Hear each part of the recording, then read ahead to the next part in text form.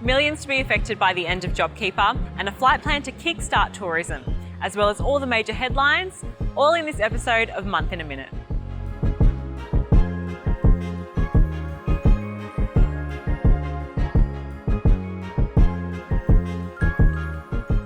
Well, the housing market continues to boom amidst a renewed confidence in the economy and government incentives.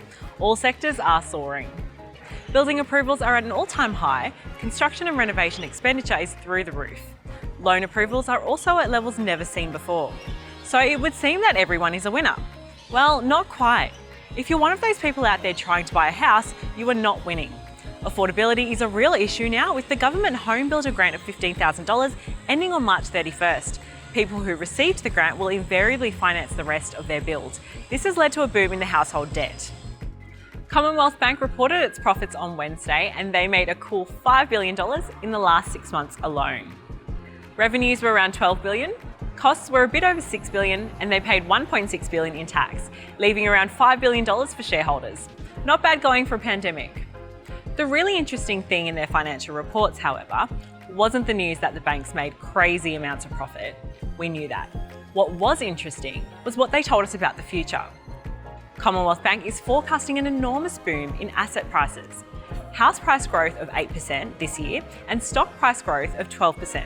It also expects unemployment to fall even as JobKeeper goes away.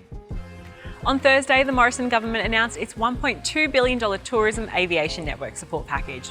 Payments made to the major airlines are passed on to contented taxpayer holidaymakers from the 1st of April. The package was announced with little detail about how the destinations eligible for the cut price fares had been chosen, other than that they were destinations hit by a fall-off of international tourism. One of the ironies of the pandemic is a virus which originated in China has created the economic conditions that have caused China to boom.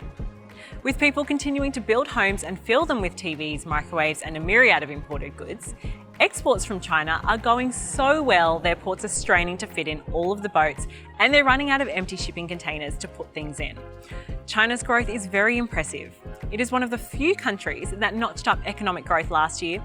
Basically, they were getting richer while most other countries became poorer. The good news for Australia is we supply China with raw materials. When their factories are going full blast, so are our mines. Despite a lot of bluster about trade relationship, we still send them billions of dollars worth of raw materials each month. The price of iron ore is very high right now, and that is due to China. Well, that's all we have time for today. Please contact us via phone, email, or Facebook if you'd like to discuss your personal financial situation.